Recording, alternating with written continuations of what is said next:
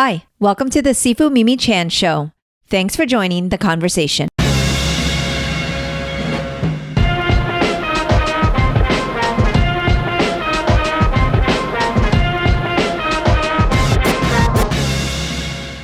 Hi, I'm Sifu Mimi Chan and I am a Kung Fu teacher.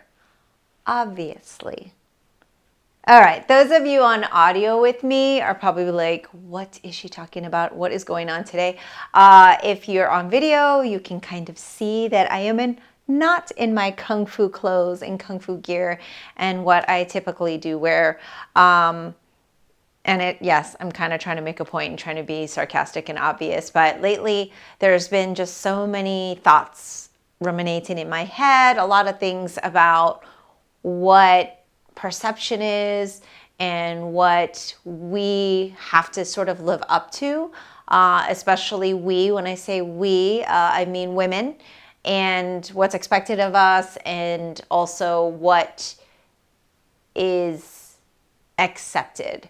So I am, for those of you listening on audio, I am in my Sunday best. I am in a just like a little cocktail dress, and it's just not really what my Kung Fu Mimi, gear is like, which is always my Lululemon or Kung Fu pants and a Wallum shirt, and pretty much where I feel very comfortable. But I find it interesting that when I do decide to look feminine, or I do decide to care about what my hair or my clothes looks like, that I'm criticized.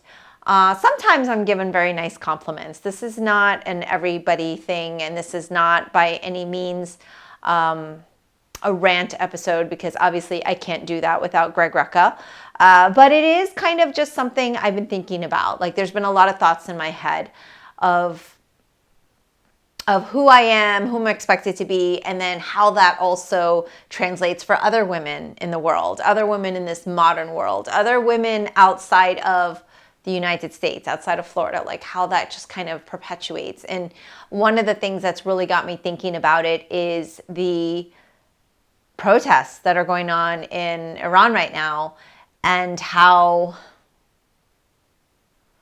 brave those women are, and how just angering, frustrating, sad it is that they have to take to the streets in that way, for justice, for equality, for their rights. And on the other side of the world, there's a lot of women that are taking to the streets in the United States right now for justice, equality, and their rights, especially reproductive justice.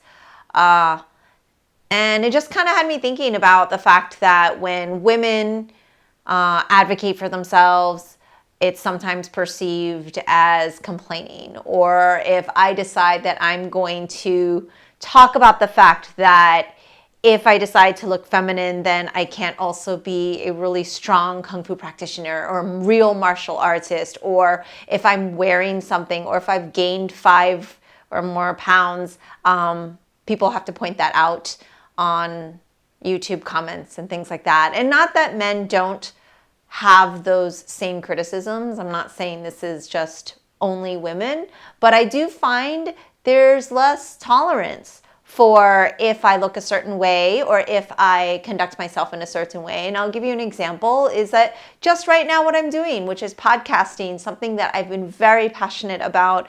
I've been very privileged to have conversations and to have been able to prioritize my time and have teams of people that help allow me to have discretionary time to be able to have a voice in this manner. I've been criticized for that. Like, oh, why aren't you practicing Kung Fu all the time or teaching? That means you're not dedicated to carrying on your father's legacy. That means you're not really a true Sifu. That means you're not really a real martial artist, because I'm on screen, or I'm in a podcast, or I'm doing other things.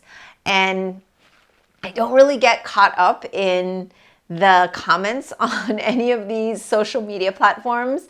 As you know, I try to stay away from it, but I will check it out, or it will get forwarded to me to ask, should we delete this? Like, is it, obscene, or does it get, like, in what area does it fall under? And I've been really kind of touched by the fact that some people decide to go on and kind of defend my honor and say things like, well, why can't she be both? How come other people don't get criticized for being out there and doing a podcast or being in the media, and then also being able to be a real martial artist, right? Like, why do I get that criticism? And I think that I've just been used to it my whole life, where growing up, I was either a tomboy, and I don't know if that is even appropriate or if that's said anymore, but if I decided I was going to wear baggy jeans and a t-shirt, I was criticized because I wasn't looking a certain part. And then if I decided I was going to be very feminine and wear my dresses and care about what kind of shoes I got, and depending on what phase of life I was in, then it was like, oh, well, she's just really girly. She's obviously not a really strong kung fu person. And so I think I just got used to that dynamic and then almost became accepting of it. And I know a lot of you are listening like, where are you going with this? Are you just complaining right now? And I really think it's just more about, like, existing as a woman is not easy. And I think looking at and seeing what the women in Iran are going through right now, like, on a scale, it's absolutely insane. And because it's in the news, we think about it, but of course this has been going on forever. And of course there's other parts of the world that have it worse. But I believe that we also get caught up in, just because there's what's perceived as greater struggle, or what's perceived as harsher conditions or bigger injustices, doesn't diminish the fact that there are injustices in,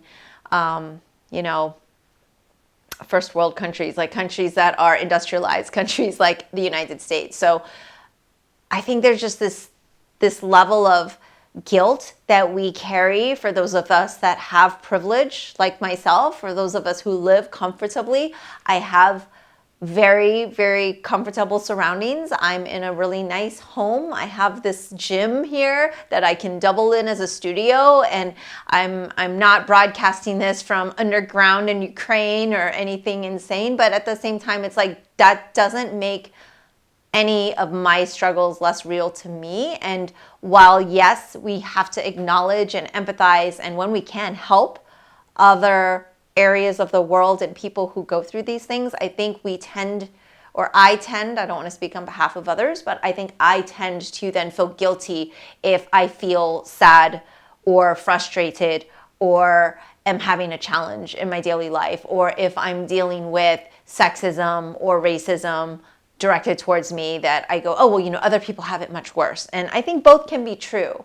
And I wish that I was as eloquent and articulate as Trevor Noah when, he kind of did this both can be true thing, where he talked about Kim Kardashian and Kanye West, and how her getting stalked by him, and her being harassed, and her being just basically, attacked and just like verbally being abused and everything, is still wrong. Whether you like her or not as a human, whether you like her or not as a social media icon, or whatever it is she does, I honestly don't give them very much thought. Didn't even know it existed until I saw the Trevor Noah broadcast. And it's like, but both can be true. Like, you can feel however you feel, but that doesn't make what's happening right. That doesn't make harassing women right. Just because you don't like her, like, she deserves this or something, right? And so I think it just brought me to all this thinking of, like, wow, what's going on in Iran is so absolutely horrible. I should then not feel badly about what's happening here. And that's totally not true. And I had to kind of like take some time to reframe that and make sure that I wasn't being a complainer, because so many people have it worse, and that both can be true. Like, the fact that the Supreme Court Roe v. Wade being overturned happened, and so many people are now facing the fact that they don't have access to abortion, that they don't have the right to over their own body, is completely insane. It's like we're going backwards in time, and that absolutely can be something that we are irate over. And then we can also be empathetic and irate over what's happening to the women in Iran and what's happening with the protests and how everyone's treated. So it just gave me a lot of thoughts on like our guilt of how we're allowed to process things, or if I'm struggling with people who are being sexist towards me in my career and in my industry and in my martial arts world, that just because other people have it worse doesn't mean that that's okay. And it's something like I felt like I wanted to articulate and talk about, just because it's constantly being brought up in different ways, like whether it's these protests happening around the world, whether it's reproductive justice, but the fact that women are constantly operating under different circumstances than our lovely male counterparts. And again, it doesn't mean males don't have struggles. That's not what I'm saying. I'm just saying that the fact of the matter is, just because we are female, especially when we are in an industry like martial arts or an industry that is very male dominated, we're perceived very differently. And our ability to do what we want to do is not equal to others. And it's been interesting because I'm often asked to speak for companies now and for AAPI Heritage Month. And as you know, I've been doing a lot of work with Stop AAPI Hate to advocate for education. And I've been asked a lot of questions, and I feel like the responses I get from different people is varied based on who I'm talking to and how they're perceiving me, right? And so it's really interesting. And one of the things that I've noticed is that it's taken like 40 years for people to kind of take me serious as, oh, I guess she really is going to carry on her father's legacy and actually take Kung Fu seriously now. Like, it's taken this whole time. And I think even still, some elders and some people that have been around, quote unquote, a long time still see me as that 12-year-old who did not try very hard in Kung Fu class and who kind of wanted to stay home and watch cartoons if one could.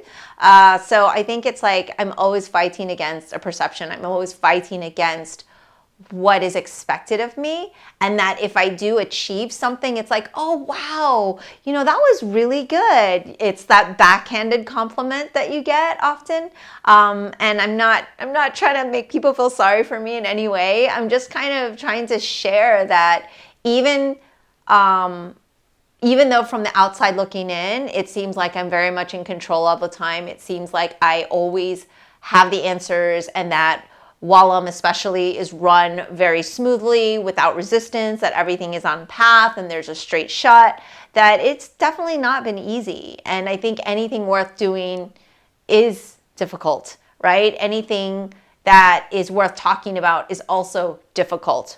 So when we talk about things like Stop AAPI Hate, it's often not easy for people to hear, and they don't like to hear it because it makes them feel uncomfortable, perhaps, or Black Lives Matter, right? It makes people feel very uncomfortable. And those are the two social movements over this last 3 years that have been really impacting for me, and that have been something that I try to ensure that I am supporting and in solidarity with, because really it's just been so in your face over the pandemic, from the murder of George Floyd to all of the anti-Asian hate crimes and the spa shooting in Atlanta, and just like all that dynamic happening, and the word racism and anti-racist being thrown out there. I mean, it's very clear to me that we are all a little bit racist, and that we have to work at our prejudices and our biases, because they completely exist. And I think if we're in denial of that, it makes it really hard to navigate being more authentic to who we truly are. And it's very hard when you have these outside factors always telling you, you should be this way, you should dress a certain way, you should talk a certain way. And and so it's just been something I've been thinking about. And so I just decided to turn the camera on, put on a dress, and talk to you about Kung Fu, because that's what you expect when I'm dressed like this, right? To talk about Kung Fu. it's been interesting because through my Kung Fu journey, it's no secret. I started when I was like 2 or 3 years old, and I was just kind of thrown into it. I had to do it. I think when I was really young, it was a little bit fun because we would run around and there was movement. And as I got older, obviously I didn't like it very much because I would rather be doing something else, like being lazy or playing or watching TV or making friends. And instead I had to be at this class with all of these sweaty people in this non-air conditioned mosquito infected place that I was at all day already, was there late at night. And so I just got this like this routine. And then it was just something I had to do, and I didn't really enjoy it. And it was just more of a like, I have to do this. Like, you have to go clean your room. I mean, some people enjoy cleaning their room.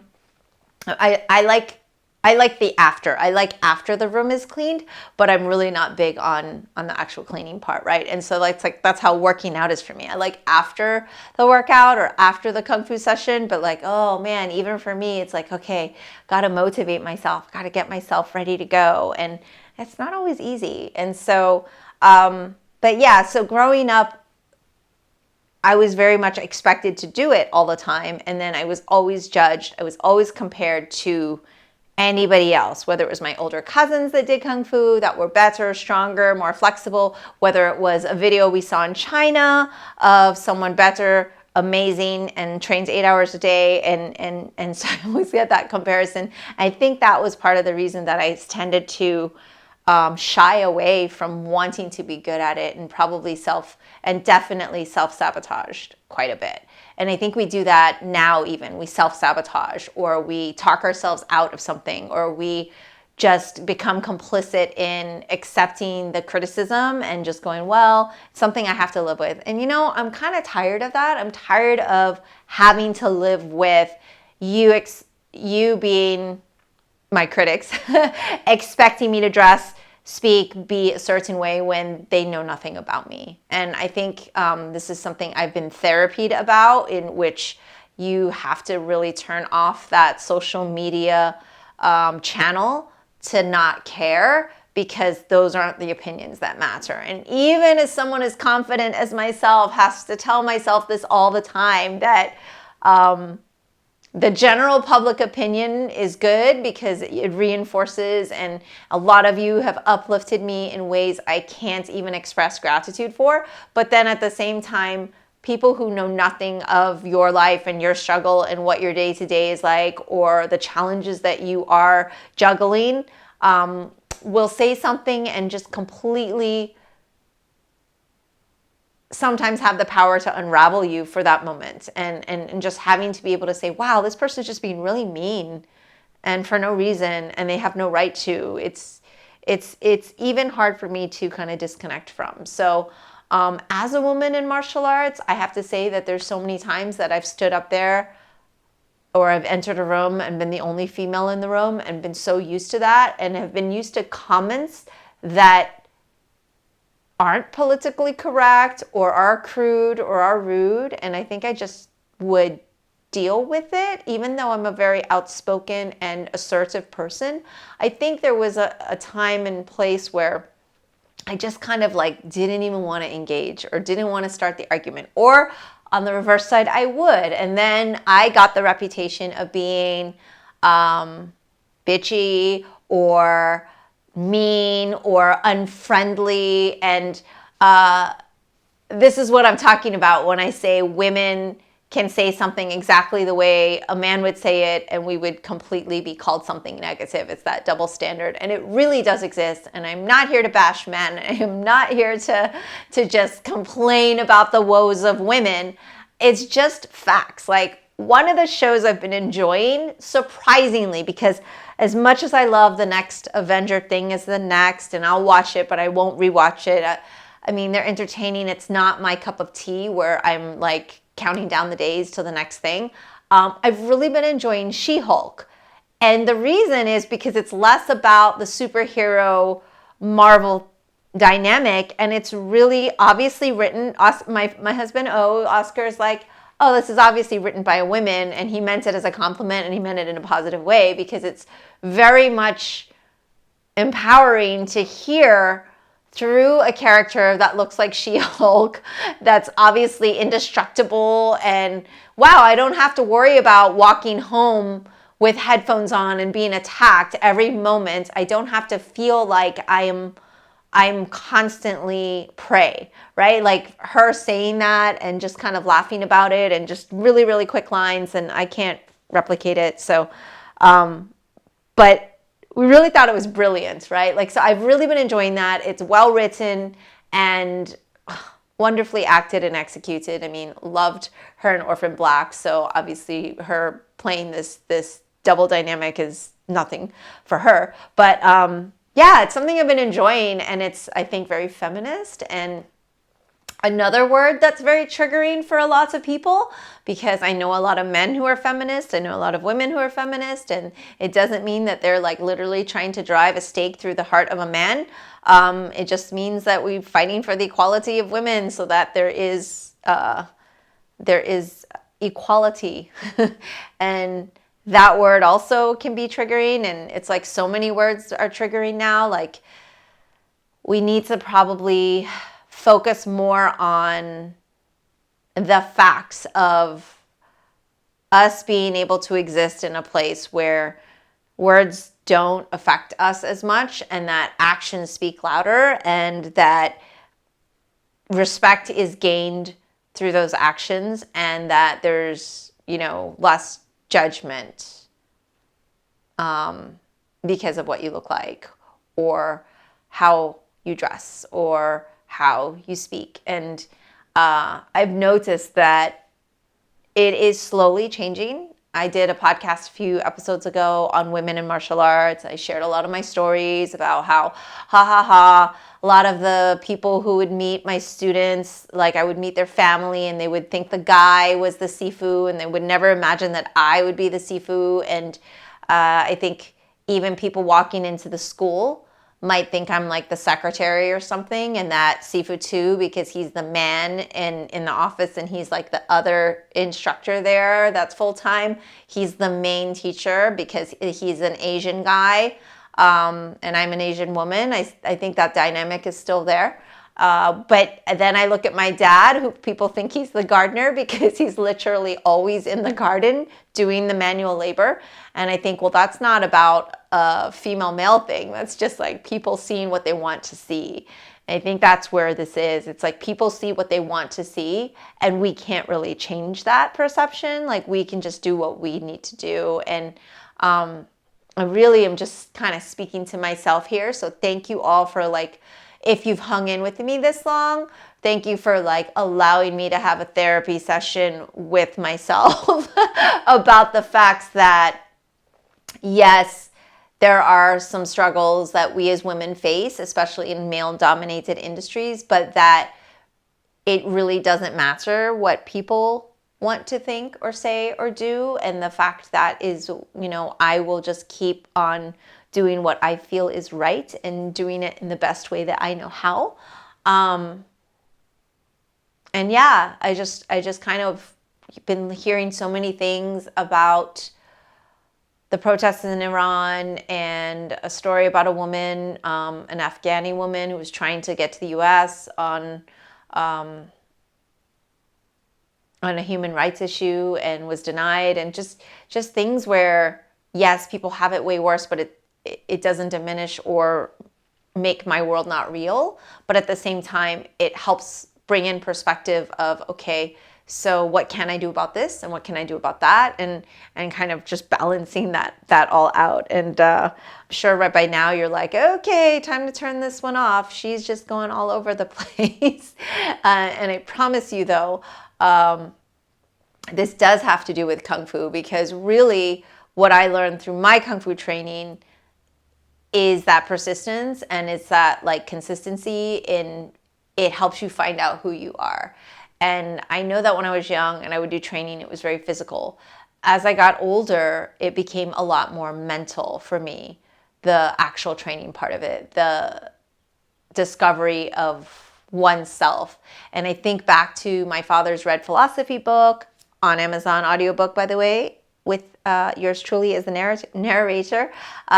I I think about that philosophy book, and the main goal, the main reason you study martial arts, it's to better yourself, and it's to, find who you are and be a better version. And I think something that Oscar and I try to remind ourselves is like every day, it's like 1% better every day. So if we're just trying to be at least 1% better every day, by the end of this very, very short time we have in this world, we will have been our best selves. And no external noise or no external opinion can really change that, right? Because I can only do what I can do. And but it doesn't mean that doesn't exist. It doesn't mean sexism isn't there and that things are not fair or there is inequality. And I think it is important to point out the inequality and to advocate for it, against it, and to advocate for oneself and for one another, which is why over the last few years, I have become more active in social justice, because I feel like if there are any people that want to listen to anything I have to say, I might as well try to say things worth listening to, or maybe allow people to hear something in a different way they hadn't before. I will say we got, I don't want to say hate mail, but I got a lot of criticism for standing in solidarity with Black Lives Matter, or having transgender people on my show, and just some of the things that I've covered in these podcasts. And it's been interesting to hear how upset people get over something that I'm doing, right? I was like, well, if you don't like it, then don't listen or turn it off. But I feel like there's been a lot of conversations over the past few years that have helped me understand and learn and listen better. And I hope that some of these podcasts that I'm doing, whether it's lessons through martial arts, whether it's history of an ancient weapon, and how that relates to today and now, and the philosophy of that type of training, whether it's conversations I've had with people and storytellers, like I'm hoping that it allows my listeners to be able to hear something that will be of value, because I know that when I've been exposed to certain conversations, it has helped. And it's been very rewarding to be affiliated with a person that can be a role model, because I'm a strong, independent woman in a male-dominated field. And even saying that is hard for me sometimes, which is so weird, because I should totally embrace that. But the fact that I know that I have helped young girls look up and say, I could be a Kung Fu master. I've helped people, whether they're girls or boys, say, wow, okay, I can actually take things into my own power. I can advocate for something and make a difference, because these actions that I'm doing with the AAPI history, advocacy, and education, and just like going for it and actually doing things and putting it into action and trying to make laws, that it inspires younger people to say that they can do those things too, and that they have the power and that they have the ability to make change. Like that has been really inspiring and uplifting for me. And hearing my Patreons, my patrons who support this podcast, just constantly encouraging me through donations and generosity, and just kind of showing that support in that way. And for me to learn to graciously accept that has not been easy. You all know who you are. It's been really empowering, and I always kind of come back around to gratitude and how much gratitude I have. And these are the things that help keep me going, whether I'm having a struggle, whether people are being cruel online, or whether there's a challenge at the temple, or there's a hurricane, or there is a really ridiculous person that's trying to block the work that I'm doing. Whatever the challenge is, whether I'm just depressed over hearing about the injustices in the world and I get a little wrapped up in world news, whatever it is, it's like I'm so grateful for the people in my life that has always been uplifting. And obviously, number one is my husband, and then my family, my parents and my sister, like just that core unit of like being able to spend time with them and know that they support me, and all of the people that have been so encouraging. It's very humbling, and I'm really grateful that I have the experience that I've had through this podcast and through this media. And so those of you who don't like it, please just turn this off. And those of you who've been learning or feeling encouraged or been able to take action or have just been laughing at me for entertainment, that's fine too. I know that there's been value in it, and I am on over 300 episodes now. And just this year, I started to do a lot more of these solo episodes because people actually have told me that they like them. So I will continue to have conversations with the amazing humans that I have, but I will also continue to sprinkle these in.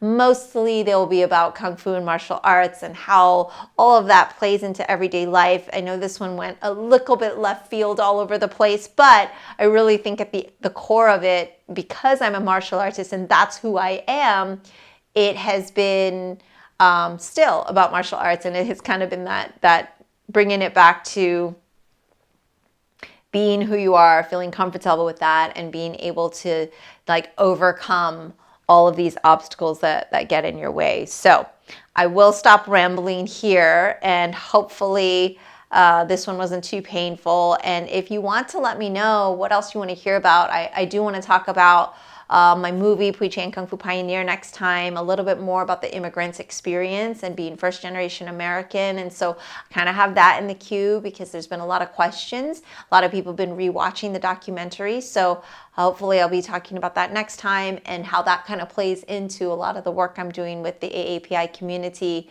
especially here in Florida. So I've been learning so much, and I'm excited to share, but I am by no means an expert on any of it. So thank you very much for listening. Shout out to all my patrons. You are the best. Thank you for supporting me.